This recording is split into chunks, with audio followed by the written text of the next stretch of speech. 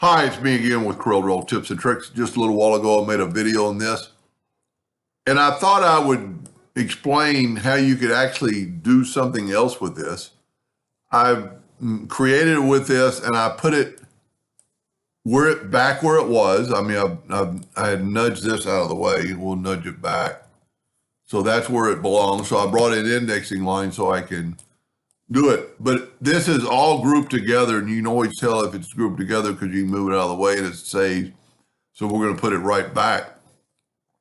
We can change this to make it really look differently as long with the twirl tool, as long as we don't mess around with these 4 points.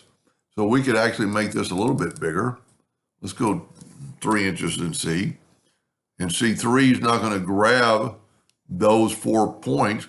So I'm going to click on it, and then I'm going to get toward the center, and I'm going to start twisting it. I have not messed with my 4 corners, hopefully. I went pretty far, but let's see what happens. Control D to duplicate it. Double click on it and move the rotation to the center of the indexing lines. And let's rotate it that 20 degrees. And see, I did not mess with those 4 points. Now, I didn't do a great job on it, so I'm going to back up and maybe play around a little bit more. When you're using the twirl tool, you have a rate, and you can turn down the rate even more so you can actually see it happening. So, but you have to click on it somewhere. I can see those little nodes pop up. I don't know if you can see it.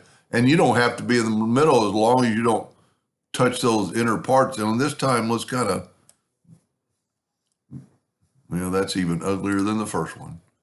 I was trying to actually move it. And what we could do is, you know what we could do? Let's try this. Let's make it like a 1-inch circle. And let's go right here and twist that, and then maybe change direction of that one and put it here, click on it, and change that.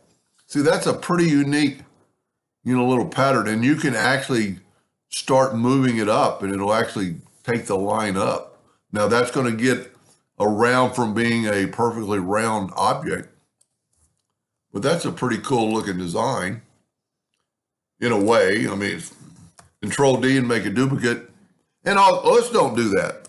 Let's because I did that in the first video. Let's use the window docker transform or transformation, and we're going to go 20 degrees.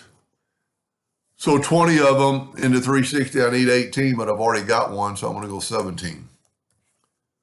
But what you have to do this has to be in the center before you hit that button, and then you hit apply. And it does it that quickly. That's a pretty cool design, and it all fits together because we did not twist the other stuff. And the possibilities on this are endless. Anyway, I hope that helped a little bit. Thank you for watching.